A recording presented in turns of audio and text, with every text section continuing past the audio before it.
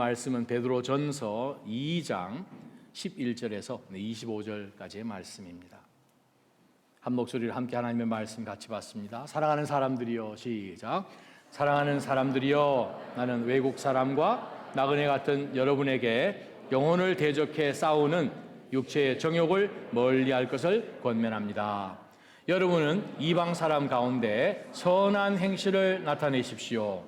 그러면 그들이 여러분을 악을 행하는 사람들이라고 비방하다가 여러분의 선한 일들을 보고 하나님께서 돌아보시는 날에 하나님께 영광을 돌리게 될 것입니다. 주를 위해 사람의 모든 제도에 순복하십시오. 권세를 가진 왕에게, 또한 악을 행하는 사람들을 징벌하고 선을 행하는 사람들을 칭찬하기 위해 왕이 보낸 총독들에게 순복하십시오. 선을 행해 어리석은 사람들의 무식한 말을 잠잠하게 하는 것이 하나님의 뜻이기 때문입니다. 여러분은 자유인으로 사십시오. 그러나 그 자유를 악행의 구실로 사용하지 말고 하나님의 종으로 사십시오. 모든 사람을 존경하고 형제들을 사랑하며 하나님을 두려워하고 왕을 공경하십시오. 종들이여, 여러분은 모든 일에 두려워함으로 주인에게 복종하십시오. 선하고 너그러운 사람들뿐 아니라 까다로운 사람들에게도 그렇게 하십시오. 어떤 사람이 억울하게 고난을 당하고 하나님을 생각하며 슬픔을 참으면 이것은 은혜입니다. 여러분이 죄를 지어 매를 맞고 참으면 무슨 칭찬이 있겠습니까? 그러나 여러분이 선을 행하다 고난을 받고 참으면 이것은 하나님 앞에서 은혜입니다. 여러분은 이것을 위해 부르심을 받았습니다. 그리스도께서도 여러분을 위해 고난을 당하시고 여러분에게 본을 남겨주심으로 그분의 발자취를 따르게 하셨습니다. 그분은 죄를 지으신 일도 없고 그 입에는 거짓이 없었으며 그분은 모욕을 당하셨으나 모욕으로 갚지 않으셨고 고난을 당하셨으나 위협하지 않으셨고 공의로 심판하시는 분에게 자신을 맡기셨습니다.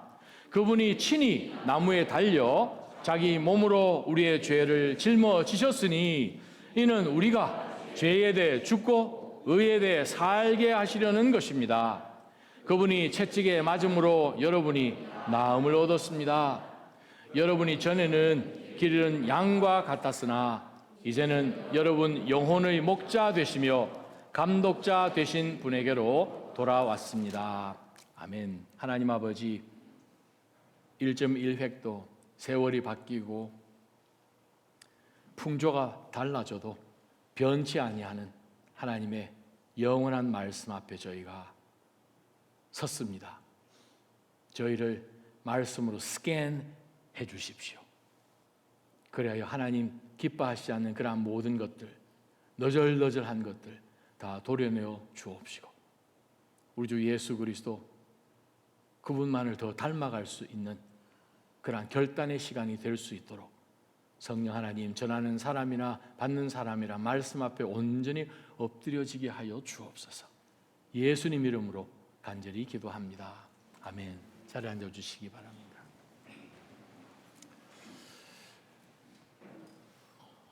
오늘부터 우리가 본 베드로전서 2장 11절은 3장 12절까지가 베드로전서의 중간 부분에 해당되는 섹션입니다. 마치 햄버거 같으면 그 중간에 그냥 패리가 있는 그런 부분으로 여러분이 이해하시면 제일 쉽습니다.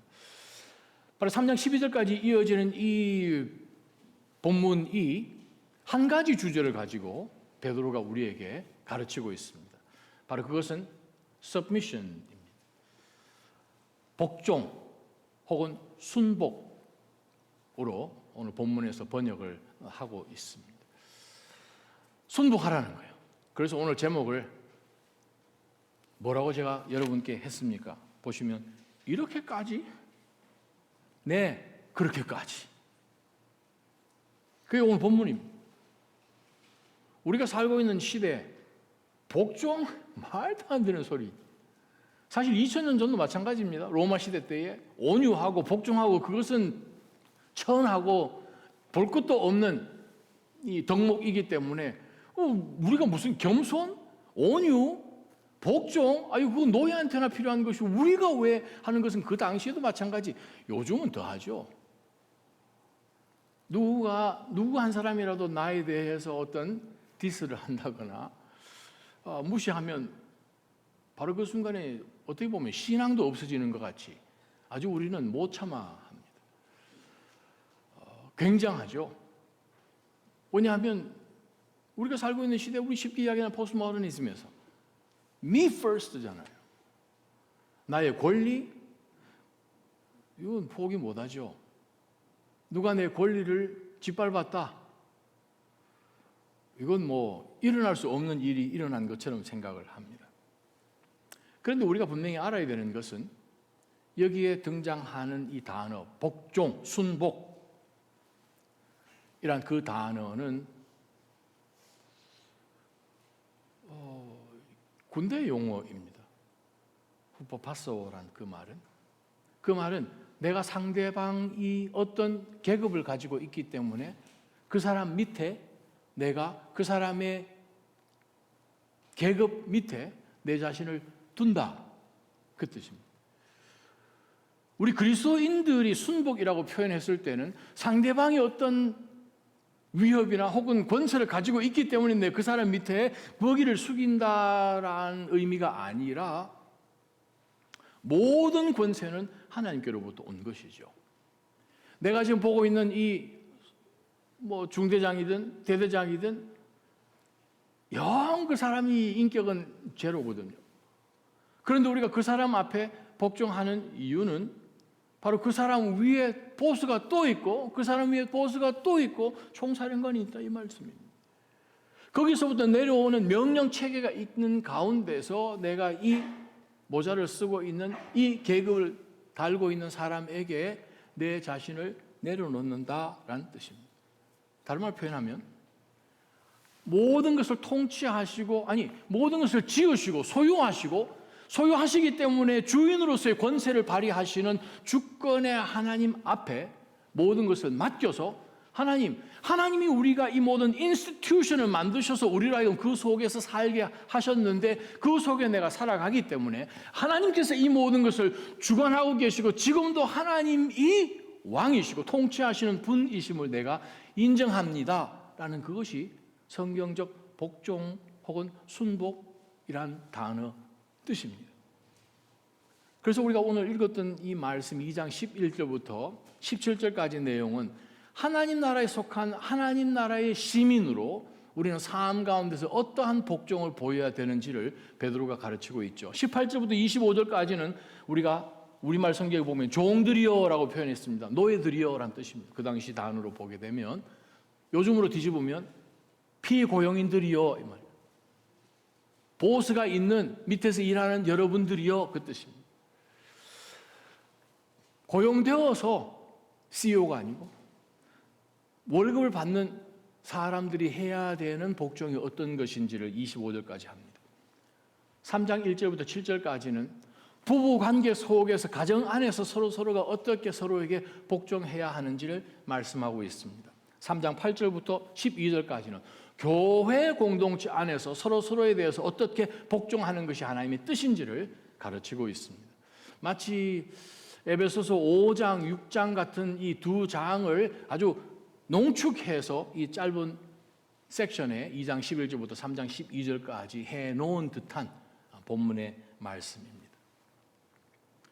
우리가 복종하다라는 것은 하나님께서 만들어 놓으신 그 체제 속에서 하나님 앞에 우리의 모든 것을 내려놓고 하나님의 주권과 하나님의 통치하심에 우리가 그냥 단순히 동의하는 것이 아니라 우리를 하나님의 놀라운 평강과 은혜로 온전케 하시고 자유를 주시고 우리를 이 속에 넣어주신 그 하나님의 뜻대로 우리의 삶을 한번 펼쳐 주시옵소서 하면서 거기에 복종하는 것이 성경적인 관점이죠. 예를 듭니다. 아담과 하와가 에덴 동산 있을 때에 사탄이 아담에게 제안을 하죠. 굉장한 것을 주겠다고 이야기합니다. authority를 주겠다고 합니다. 그 밑에 있지 말고 당신이 하나님처럼 될 수 있다는 거예요. authority를 주겠다. 진짜 주는가 해서 그것을 덥석 물었습니다. 어떤 일이 벌어졌습니까?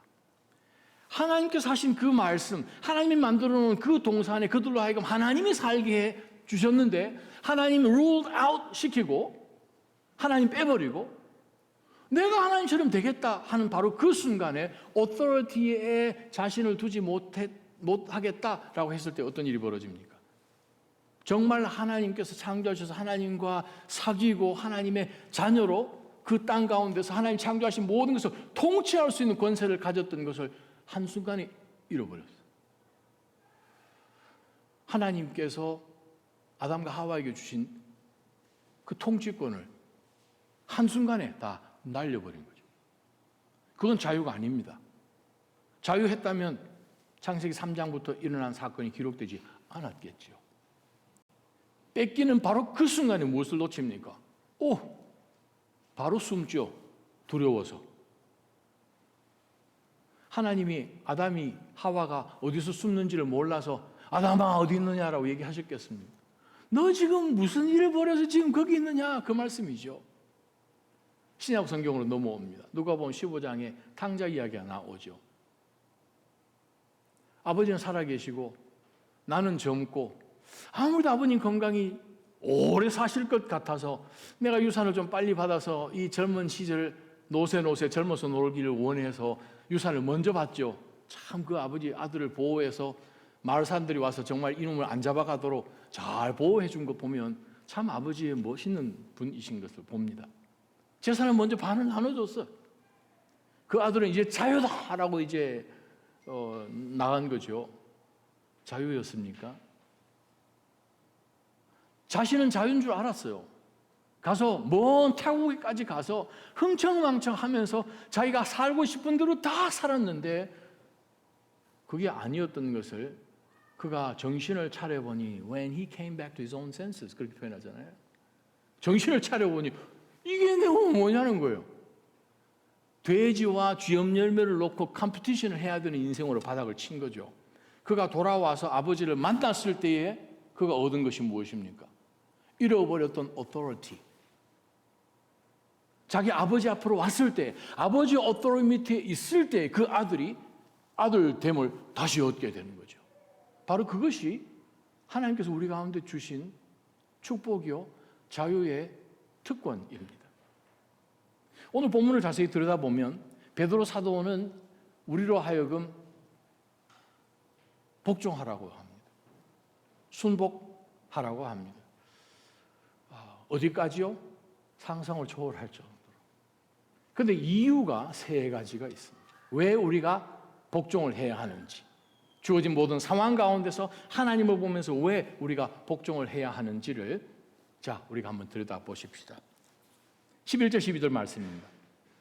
첫 번째, 우리가 하나님 앞에 상황 속에서 내 자신을 세상 사람들과 똑같이 주장하면서 내 자신을 드러내기를 원하지 아니하고 이 모든 것 하나님이 다 아신다.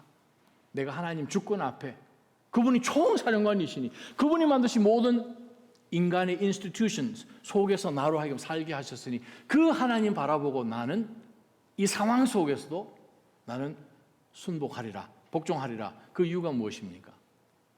11절 12절 보게 되면 사랑하는 사람들이여 나는 외국 사람과 나그네 같은 여러분에게 영혼을 대적해서 싸우는 육체의 정욕을 멀리할 것을 권면합니다. 여러분은 이방 사람 가운데 선한 행실을 드러내야 합니다. 그러면 그 이방 사람들이 여러분을 악을 행하는 사람들이라고 비방을 하다가 여러분의 진짜 선한 일들을 끝내는 보고 자신이 잘못된 것을 깨닫고 오히려 우리가 섬기는 하나님께서 돌아보시는 날에 하나님께 영광을 돌리게 될 것입니다. 하나님께서 돌아보시는 날이라는 것은 두 가지로 신학적으로 해석할 수 있습니다. 이 땅 살아가는 가운데서 진짜 하나님이 계시네, 나도 그 하나님 한번 믿어보겠습니다 하고 이 땅 살아가는 가운데서 하나님을 만나는 것이고, 아니면 마지막 때에 하나님의 심판 때에 그때 우와 하나님이 정말 맞네요. But it's too late. 그들은 이미 하나님의 심판대에 서기 때문에. 자, 우리가 11절 12절 가운데서 여러분 무엇을 보십니까? 베드로는 그 당시에 베드로 전서를 또 후서를 받아야 되는 그 수신자들을 뭐라고 부르는가 하면 사랑하는 자들이요. 베드로서에 자주 나오는 표현이죠. 사랑하는 사람들이요. 두 번째는 외국 사람과 나그네 같은 사람들이요. 또 우리는 누군가 하면 영혼을 대적해서 싸우는 사람들이요. 전투에 있다는 거예요. 저와 여러분은 계속해서 우리 마음 가운데서 사탄이 우리가 육신을 가지고 있는 한 벗어날 수 없는 이 육신의 정욕 속에 있는 이 죄성에 대해서 끊임없이 계속 싸워 나갈 수밖에 없는 상태에 있는 우리 그리스도인들인 것을 말씀하면서 우리가 왜 육신대로 하지 아니하고 참아야 되는지를 베드로는 이렇게 이야기합니다. 여러분, 우리 보고 있는 사람들이 있습니다. 우리 주변에 있는 불신자들을 위해서 참으십시오. 불신자를 위해서 참으십시오. 예수님께서 말씀하셨어요. 아니 우리가 내가 사랑하는 사람, 내가 좋아하는 사람, 끼리끼리 모이는 사람끼리 하는 그 정도야. 서로서로 주고받는. 안 믿는 사람도 그 정도는 한다 그랬습니다. 우리가 정말 이 땅 살아가는 가운데서 정말 우리 속에 하나님 나라가 임재되어 있고 하나님의 영광, 하나님의 그 임재함으로 인하여서 우리가 어떤 상황 속에서도 나의 이 어떤 감정과 나의 이성적인 생각 이상으로 이거는 성령이 아니면 할 수 없는 그 일을 하는 것을 통해서 주변 사람들이 볼 때 저건 상식적으로 할 수 없는 반응을 보일 때 주변 사람들 저 진짜 뭐가 있긴 있나 보다 라고 하게끔 우리로 하여금 복종하라고 베드로는 가르칩니다. 모든 상황 속에서 하나님이 안 계시다면 이 모든 상황을 하나님은 ignorant 해서 이것을 어떻게 하실 수 있는 능력도 없으시기 때문에 내가 나서지 않으면 이 문제가 해결이 안 됩니다. 한다면 우리는 안 믿는 이방 사람들하고 똑같이 행동하면 됩니다. 정말 우리는 공동체로서 교회 안에서 뿐만 아니라 교회 바깥에서도 모든 상황 속에서 세상 사람들처럼 육체 정욕대로 살 수 없음을 베드로는 분명히 우리에게 말씀하고 있지요. 사랑하는 나자님 성도 여러분, 저와 여러분은 이 땅 살아가는 가운데서 그냥 보통 우리가 이야기하는 이성적인, 지성적인 그러한 사람을 행동하는 그 이상으로 저와 여러분 영성으로 살아가야 돼요. 그 이유는 하나님이 바로 2장 9절 말씀에 우리를 이렇게 구원해 주신 이유가 무엇입니까? 예전엔 그러지 않았지 않습니까? 로마서 5장 말씀처럼 우리가 연약했고 우리가 하나님의 원수되었고 아직 죄인 되었을 때 하나님이 개입하셔서 우리를 구원해 주셨거든요. 어떤 선한 것이 있어서 우리를 뽑으셨습니까? 문벌이 대단해서 우리를 뽑았습니까? May it never be. 우리를 구원하셨어요. 그렇게 하신 그 이유는 우리로 하여금 우리도 여기 살다가 여기로 인도하신 그분을 선전하기 위해서 우리가 하나님께서 구원하신 것 여러분 알지 않습니까? 그럼 어떻게 살아야 됩니까? 그 사람들하고 살지 못한다는 거예요. 이번에 한국 가서 장인어른 소천하신 장례 치르고 하는 가운데서 조문객으로 어느 한 분이 오셨습니다. 저는 특별하게 그냥 구체적으로 인사는 하지 않았습니다. 왜냐하면 그분이 저랑은 처음 보는 분이고 모르시는 분이고 우리 손이 형님하고 동서 형님하고 아시는 분. 둘째 날도 또 오셨어요. 근데 둘째 날은 좀 재미난 일이 있었습니다.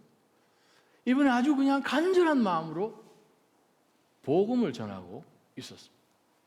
제가 목사인 것을 알고 목사님 제발 여기 좀 앉아보십시오. 저는 예수 믿은 지 7개월 됐습니다. 베이비 크리스천. 사진 한번 보실까요? 앞에 저랑 찍은 중간에 있는 분은 제 동서 형님이시고 저분 이름은 이칠구입니다. 7-7자 9할9자 독실한 불교 집안이요. 불교 신도회 회장님이십니다. 경상북도 도의원이기도 하고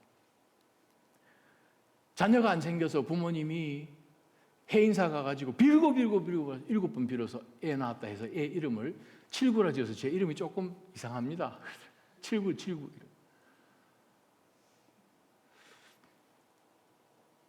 평생을 저는 불교 신자로 살았습니다. 그러다 그냥 정치하다 보니까 이 종교를 넘어서 뭐 이렇게 인사도 해야 될 때가 많지 않습니까? 포항 제일교회라는 교회를 가서 그냥 뭐 예배 마치고 사람들한테 뭐 이렇게 정당 선전도 하면서 그렇게 하려고 이제 앉아 있는데, 아니 뭐 늘 뭐 목사님도 좋은 말씀 하시잖아요. 근데 그날 좀 이상했습니다.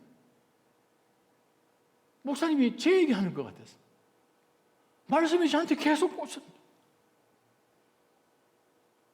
저는 66세 삶 동안에 한평생 이렇게 울어본 적이 없습니다. 그냥 눈물이 쏟아지는데 콧물하고 그냥 범벅이 돼서 쏟아져서 예배는 마쳤는데, 이 의원이 그래도 이 체면이 있지, 얼굴을 정리를 하고 일어나야 되는데 이게 안 멈추더라는 거예요. 그래서 일단 그날은 그냥 인사하고 지나갔는데, 그 다음 주일날 포항 소망교회를 갔다고요. 제가 실명을 거론하는 이유는 팩트이기 때문에.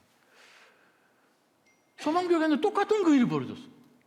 말씀 듣는데 그냥 좋은 말씀 이런 정도가 아니라 이게 그냥 우리 속으로 들어와서 그냥 붕하니 그냥 뚫리는 것을 제가 경험을 했어요. 그동안 제가 그렇게 핍박을 했는 교회 나가고 있는 마누라가 저보고 얘기를 합니다. 당신 이제 교회 나가야 돼. 자기는 갈등이 있다는 거예요. 자기 이름 7군데 뭐 땡땡한 좀 뮤트 해주시면 감사하겠습니다. 그렇게 해서 할 수 없이 교회를 이제 나가게 되었습니다. 그때가 1월 말이었습니다. 교회 나가니 얼마나 좋던지.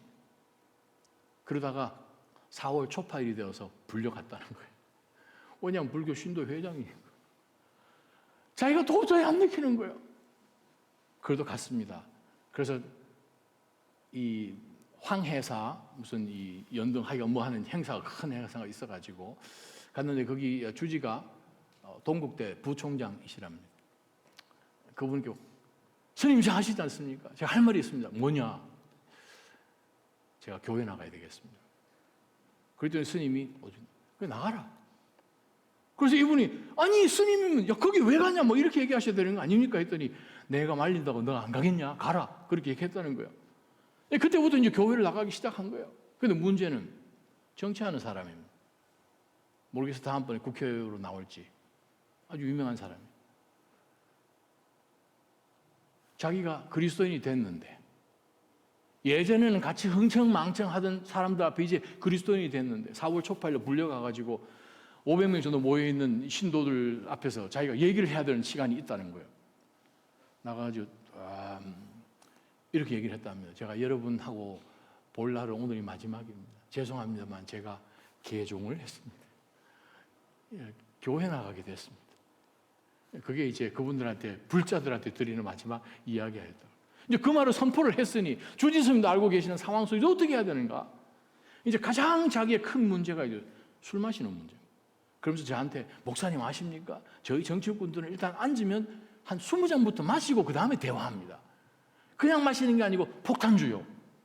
근데 술을 마셨는데 저는 이제 예수 믿는 사람이 됐는데 이게 달라야 되지 않습니까? 와 할렐루야. 7개월밖에 안 된 그리스도인이 10년 믿은 사람보다 낫다는 거예요. 7개월인데 달라져야 돼. 이방 사람들 나를 보는데 이제 뭐 달라져야 된다는 거죠. 그런 가운데서 그가 기도하기 시작해요. 하나님 술 안 먹게 해주십시오. 근데 하나님 앉기만 앉으면 이상한 거 하잖아요. 마음속에 갈등이 생기는 거예요. 근데 제가 정치하는 사람들하고 앉았는데 형님 뭐 드시겠습니까? 의원님 뭐 드십니까? 하면서 이제 사람들 우르르 가가지고 이제 냉장고 문을 착 여는데 그 술 가지러 가는 사람 등을 이렇게 쫓아가다가 냉장고 안에 있는 맥주와 소주를 딱 보는 순간 아직 술판 벌어지지도 않았는데 오바이트를 해버린 거예요. 그래서 그 판이 그냥 깨져버렸어요. 여러분이 해놓는데 술 마시겠습니까? 끝난 거죠 그냥. 그게 또 한 번 일어났어요. 목사님, 제가 60여 년을 불교 법자로 살았는데 예수님 믿고 난 다음에 예수님 영접한 그 시점부터 지금까지 술 생각도 하기 싫고 입에 댄 적도 없습니다. 진짜 예수님 믿어야 됩니다 하고 그곳에 있는 사람들에게 와, 목사보다 낫습니다. 바로 그거예요. 우리가 육신대로 마음껏 그냥 살아가는 그것이 아니죠. 갈라디아서 5장 13절 말씀처럼 우리에게 하나님께서 자유를 주셨는데 요한복음 8장 말씀처럼 아들이 우리에게 자유를 주셨으니 He is free indeed. 아들이 우리에게 자유를 주신 그는 진정한 자유인인 거죠. 하나님 우리 가운데 주신 그 자유를 나의 욕망을 위해서, 육신의 정욕을 위해서 쓰지 말라 하는 말씀을 베드로 사도도 바울 사도처럼 똑같이 말씀하시네요. 두 번째 말씀 봅시다. 우리가 무슨 근거로 복종을 해야 되는가? 주변 사람도 우리를 보고 있기 때문에 우리는 하나님의 말씀 앞에 이렇게 살라라고 주신 말씀이지 않습니까? 어디에 나온 말씀이죠? 우리 앞부분에 나온 말씀이잖아요. 하나님의 말씀 1장 13절부터 시작해서 22절까지 나왔던 말씀, 23절부터 25절까지 나왔던 말씀, 2장 1절부터 3절까지 나왔던 요 말씀대로 우리는 육체 정욕대로 사는 것이 아니라 달리 살아야 합니다. 왜? 주변 사람들 보고 있으니까. 두 번째는 우리가 왜 복종을 해야 되는지 보면 13절부터 17절까지 이렇게 나옵니다. 주를 위해 딱 나오잖아요. 주를 위해. 근데 헬라 단어를 보게 되면 디아라는 그 전치사가 나오는데 그 디아라는 단어가 헬라 사전을 찾아보면 뜻이 10개가 있습니다. 그 10개 중에서 물론 크게 쓰이는 단어가 디아 through라는 뜻인데 통과하는 through. 근데 여기에 나와 있는 단어를 헬라 문법과 사전에서는 어떻게 해석을 하는가 하면 on behalf of 그렇게 해석합니다.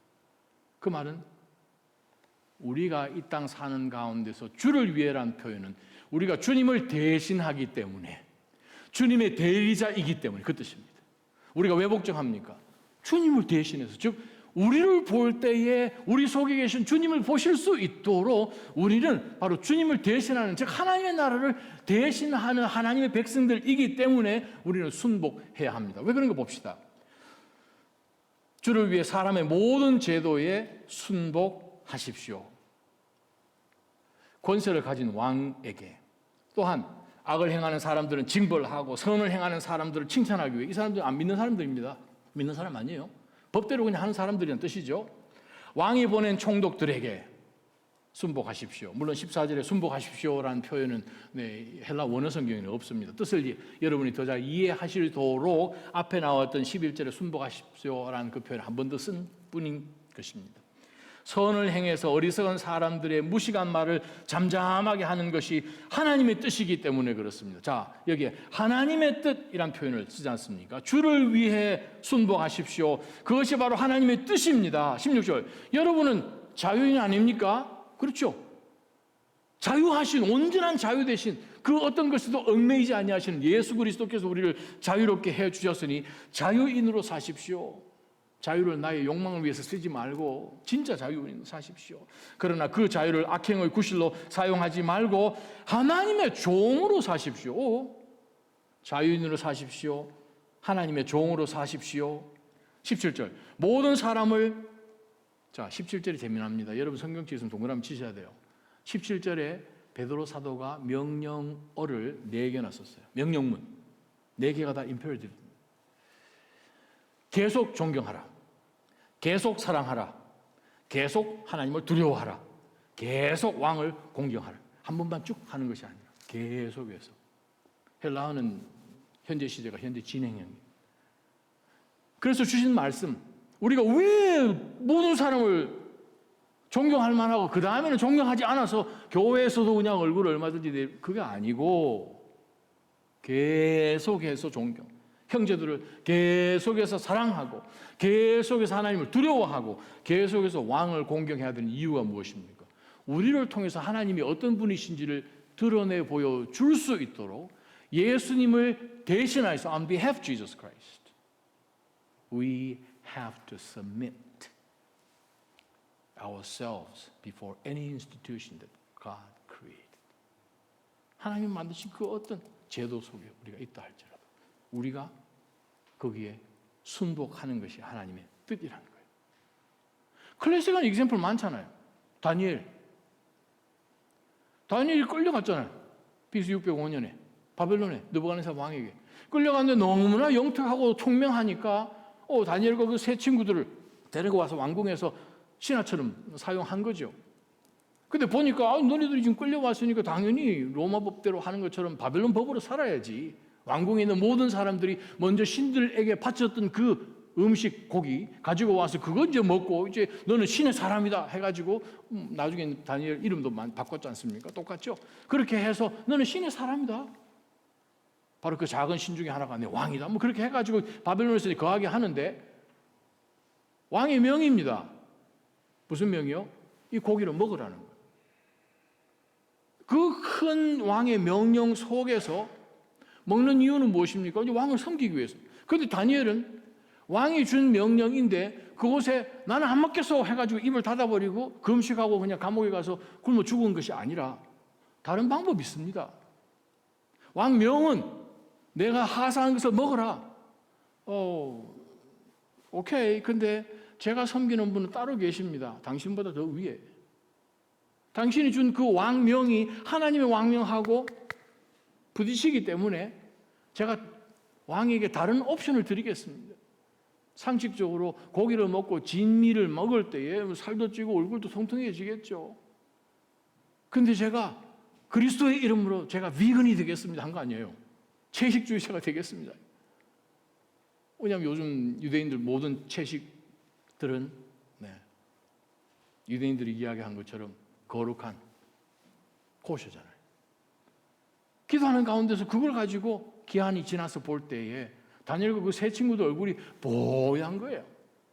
왕이 다니엘이 제시했던 그 말씀 앞에 왕이 계속 그렇게 해라 복종하게 된 거죠.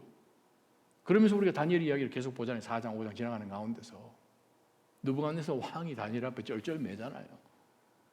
다니엘의 계속 섬기는 80여 년 동안 왕궁에 있으면서 느부갓네살 왕의 손자인 벨사사르, 바벨론의 마지막 왕. 세대가 바뀌잖아요. 왕조가 바뀌는 게 아니에요. 나라가 바뀌죠. 페르시아로 바뀌잖아요. 그럼에도 불구하고 하나님이 다니엘을 계속해서 왕궁에 꽂아 놓으셨습니다. 절대 인간적인 관점에서는 복종할 수 없는 일들이 있죠. 절대로 예루살렘을 향해서 문 열어놓고 기도하면은 너는 사자 밥 된다. 그건 하나님 앞에 기도하는 것이고, 우리 민족을 위해서 우리가 하나님 앞에 예배하지 않아서 쫓겨났으니 그걸 위해서 지금 기도하는, 그걸 하지 못, 계속해서 기도하잖아요. 왜요? 다니엘을 통해서 주권자들에게 그들이 진짜가 아닌 것을 깨닫게 하는 거죠. 저와 여러분, 인간이 만든 모든 제도 앞에 우리가 엎드리는 것, 바로 그것을 우리를 통해서 하나님이 드러나시기 때문에 그렇습니다. 우리가 사도행전 초기에 보게 되면 베드로나 그의 제자들이 산헤드린 공회에 잡혀가잖아요. 산헤드린 공회, 불과 몇 달 전만 하더라도 예수님 십자가 못 박게 했던 꽝꽝했던 종교재판했던 사람들이잖아요. 그러나 그 산헤드린 공회도 하나님이 세우셨어요. 그들이 나쁜 짓을 해서 문제죠. 물론 거기 속해 있던 몇몇 사람들은 나중에 예수님의 제자가 되는 것 우리는 알고 있습니다. 아리마대 사람 요셉이나 아니면 한밤중에 예수님 찾아왔던 니고데모나. 그렇지만은 베드로와 12 제자들이 산헤드린 공의원들에게 이 사탄의 자식들아, 너는 산헤드린 해산하라 이거 하지 않았잖아요. 그들의 위치 하나님 세워주셨기 때문에 순복합니다. 그러나 그들이 너희들 다시는 예수의 이름으로 전도하거나 선교하거나 바깥에 나가서 말씀 절대 가르치지 말라 했을 때에 우리가 당신들 말 듣겠소? 우리는 하나님 앞에 우리가 말씀 순종해야 됩니다. 바로 그것이 오늘 본문에 주신 메시지라는 거예요. 그래서 우리는 어떻게 살아야 합니까? 하나님을 더 두려워하는 가운데서 우리는 제도 속에서 우리는 섬기는 것이죠. 세상은 우리에 대해서 요구할 때 우리는 순종해야 될 때가 있습니다. 만약 교회에 지금 소방 워터 파이프 이게 좀 녹슬었다고 고쳐야 되는데, 그러면 이제 파이어 디파트먼트 쪽에서 와서 코드에 맞게 설치를 했는지를 보죠.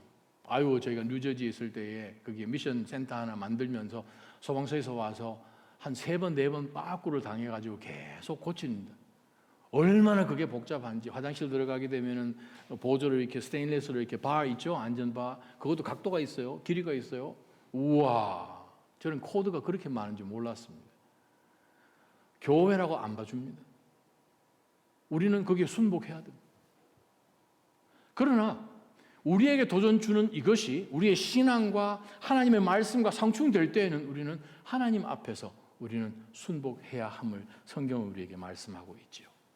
로마서 여러분 13장 성경책 가지고 계시면 한번 펴보시기 바랍니다. 로마서 13장 1절부터 7절까지 보게 되면 각 사람들은 여러분은 위에 있는 권세들에게 똑같은 말씀이죠. 봤어? 똑같이 복종하십시오. 왜? 그 랭크 생각해서 복종해야 됩니다. 중대장에게 복종하십시오. 왜? 총사령관 밑에 있는 사람이다. 그 뜻이죠. 무슨 권세든 하나님께로부터 오지 않은 것이 없습니다. 교회에 있는 직분자, 직분 얼마나 귀합니까? 하나님 주셨어요. 하나님이 주셨어요. 하나님이 세우신 그 직분에 우리는 복종해야 됩니다. 이미 있는 권세는 다 하나님께서 세우신 것입니다. 따라서 권세에 대항하는 사람은 하나님의 명을 거역하는 것이니 거역하는 사람들은 하나님의 심판을 자초하죠. 또 지금 통치하고 있는 사람의 심판을 자초하죠. 통치자에 대해서는 선한 일 때문에 두려워할 것이 없고 악한 일 때문에 두려움의 대상이 되죠. 권세자를 두려워하지 않기를 원합니까? 그럼 선을 행하십시오. 베드로 이야기 똑같습니다. 그러면 그에게 칭찬받을 것입니다. 그는 여러분에게 선을 이루기 위해 일하는 하나님이 세우신 사람입니다. 그러나 여러분이 악을 행한다면 당연히 두려워해야겠죠. 세상에 모든 법이 있지 않습니까? 근데 그 법이 하나님의 말씀과 맞지 않는다면 청문회에서 이상한 소리 하면서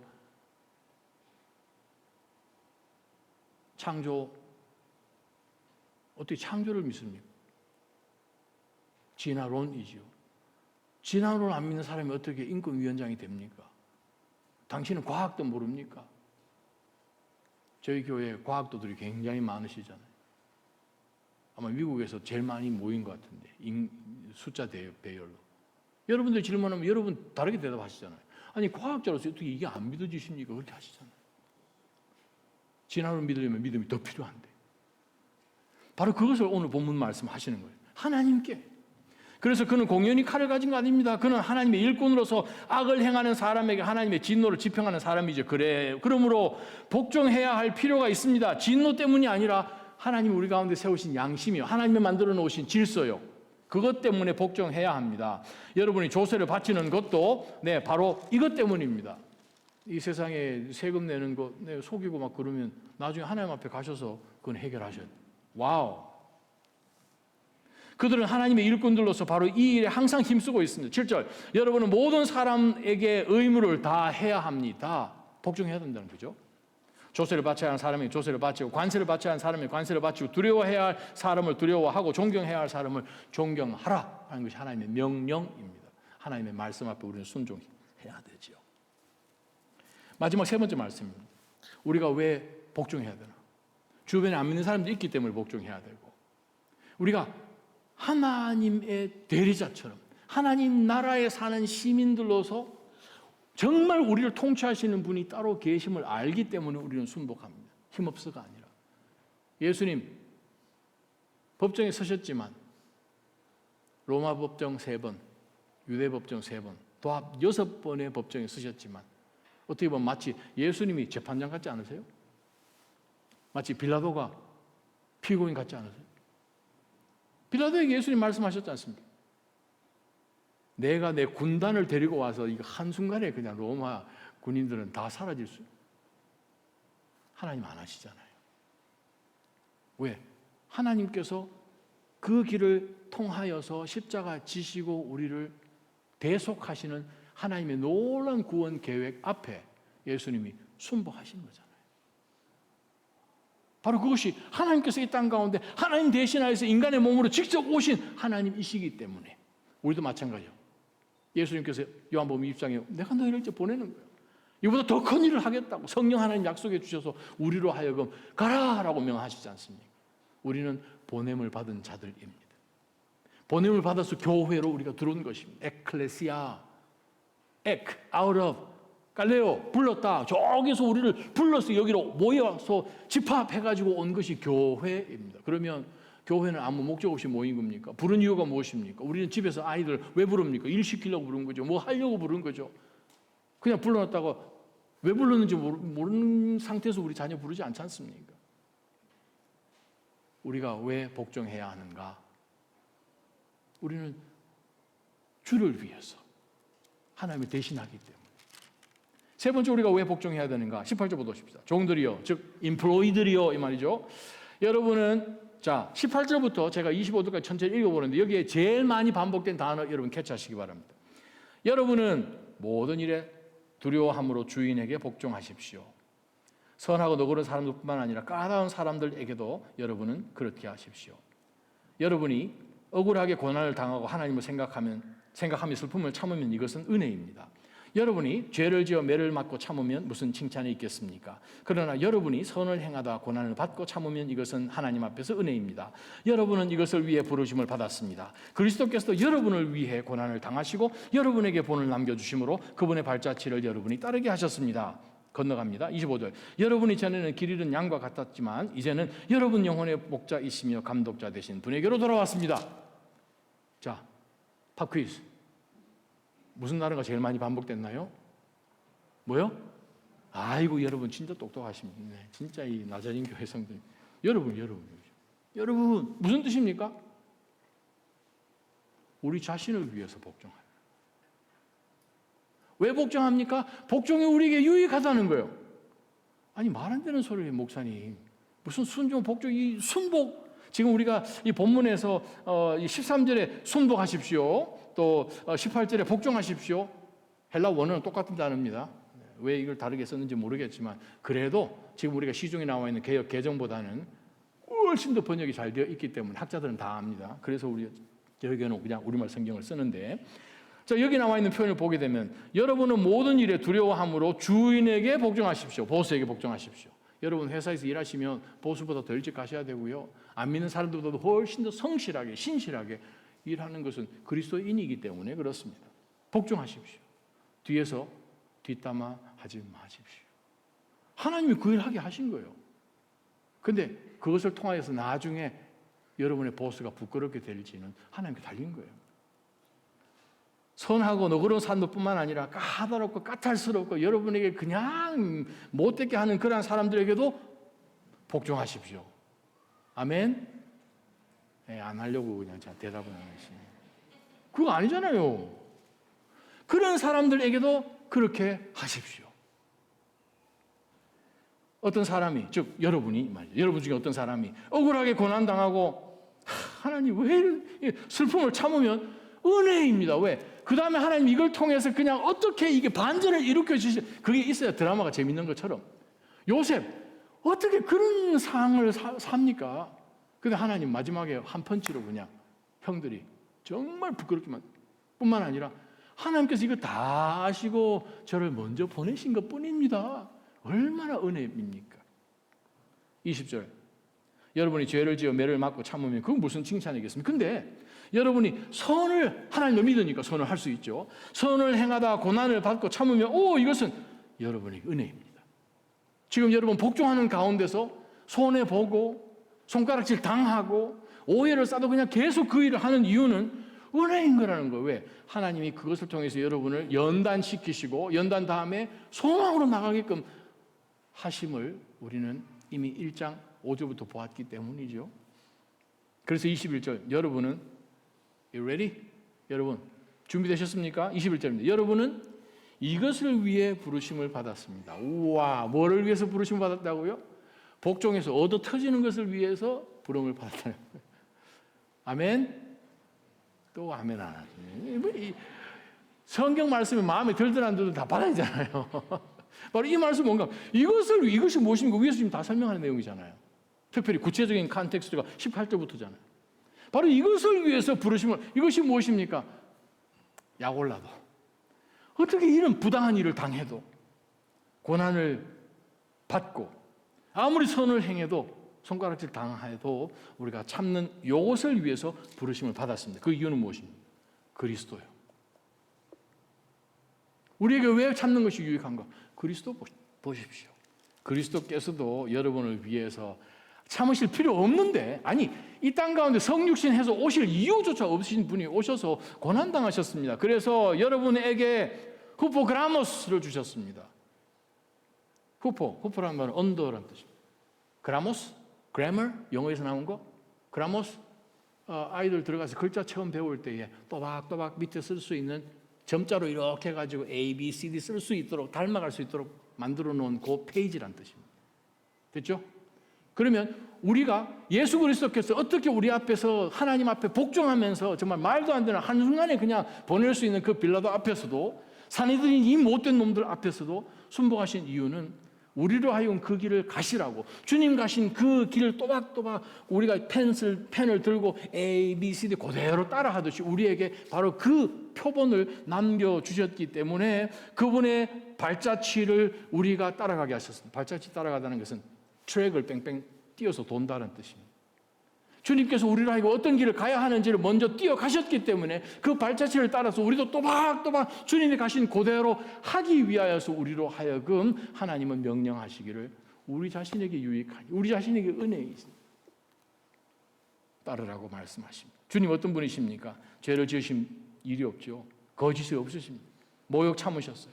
갚지 않으셨어요. 고난당하셨지만 위협하지 않으셨어요.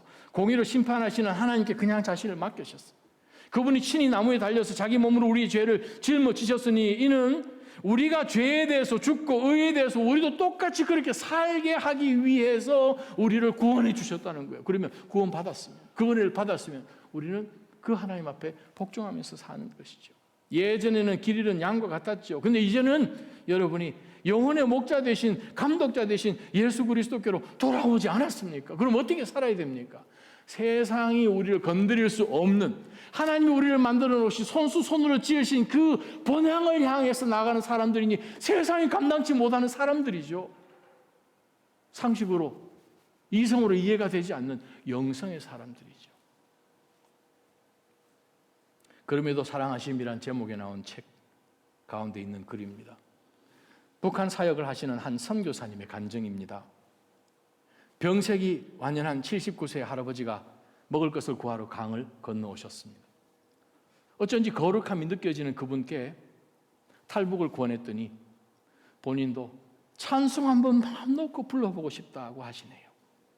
그래서 도와드리겠습니다 하니 놀랍게도 할아버지가 하나님께 여쭤보고 결정하시겠다고 합니다. 10분 정도 기도하고 오신 할아버지가 눈물을 흘리며 이렇게 말씀하십니다. 하나님이 내가 능력이 없어서 너희를 북한에 남겨두는지 아느냐라고 답하셨답니다. 목사님, 매 맞는 것도 굽는 것도 하나님 뜻이랍니다 라고 말씀하시는 할아버지께 한 번 더 탈북을 권했지만 할아버지는 저도 자유가 무엇인지 압니다. 하지만 이 자리에 머무는 것이 하나님의 뜻이라 하시니 자유보다는 하나님 말씀을 들어야 하지 않겠소? 그리스도의 이름으로 치욕을 당하면 복 있는 자라 하는데 우리 천국에서 만납시다. 누가 그리스도의 사랑에서 우리를 끊을 수 있겠습니까? 라고 강하게 말씀하셨습니다. 몇 년 후 그곳에 다시 가서 그 할아버지를 찾았는데 할아버지를 비롯해 그곳 사람들이 다 수용소에 끌려가다가 매맞아 죽었다고 합니다. 내가 처한 자리에서 벗어나기만 하면 되는데 왜 거기 남아서 고난을 당해야 하나 생각할 수 있었습니다. 그런데 오늘 내가 있는 자리에 잘 묶여 있는 것이 하나님의 뜻입니다. 이러한 복종이야말로 진정한 예배요 하늘 상급이 있는 삶입니다. 우리는 불신자들에게 예수 그리스도의 복음이 잘 전달될 수 있도록 우리는 말씀 앞에 순복하며 살아야 합니다. 우리를 통해서만 하나님의 나라를 보여줄 수 있기 때문에 하나님의 자녀로서 우리는 하나님 앞에 복종하며 살아야 합니다. 예수 그리스도께서 어떻게 이 땅 고난 가운데서 억울하게 그럼에도 불구하고 참으며 사는 것은 하나님의 은혜인 것을 보여주셨기 때문에 예수님 닮으려고 우리는 복종하셔야 됩니다. 기도하십시다. 하나님 아버지, 오늘 주신 말씀 갖고 우리 속에 소용돌이가 일어납니다. 저희는 많은 부분에 있어서 고개를 쳐들고 눈을 똑바로 뜨고 우리는 포기하지 않고 복종하지 않으려고 하는 죄성이 아직까지 우리 가운데 많이 남아있음을 고백합니다. 주여, 저희를 불쌍히 여겨 주옵소서. 하나님의 은혜로 하나님의 나라 들어갈 수 있는 하늘 백성으로 삼아주시고 하나님 아버지의 자녀로 삼아주셨으니 이것이 얼마나 큰 은혜인지 기억할 때에 우리가 그리스도 안에 거하기 때문에 그리스도를 닮아내는 저희가 되게 하여 주옵소서. 예수님의 이름으로 감사하며 간절히 기도합니다. 아멘.